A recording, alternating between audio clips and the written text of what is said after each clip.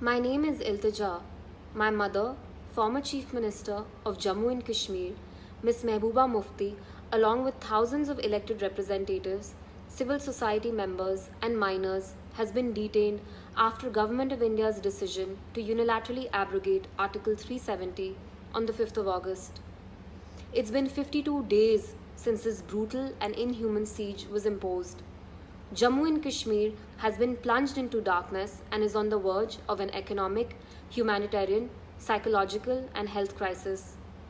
Local media and press in Kashmir has been subjected to savage censorship to ensure that the government's false narrative of normalcy isn't exposed.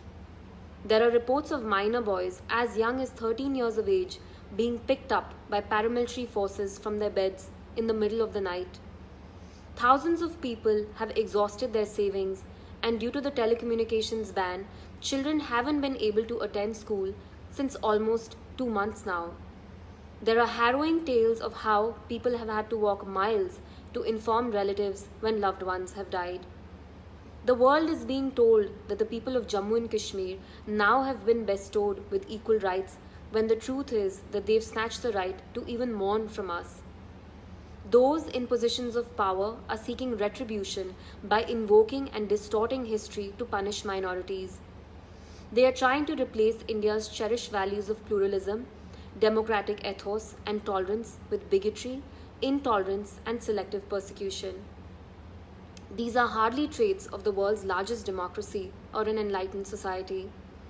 Our principles must not stay encased in books alone. It is important that the world leaders of today look beyond the trappings of trade and strategy. It's time that they came together to fight for the ideals that they hold close to their hearts. Otherwise, our young will lose their faith in the greater goodness of mankind. There'll be no voice of reason, and guns and stones will replace dialogue. As this year's UNGA convenes, I request all world leaders to speak up for 9 million people whose voices have been gagged. Kashmir needs you. Speak up and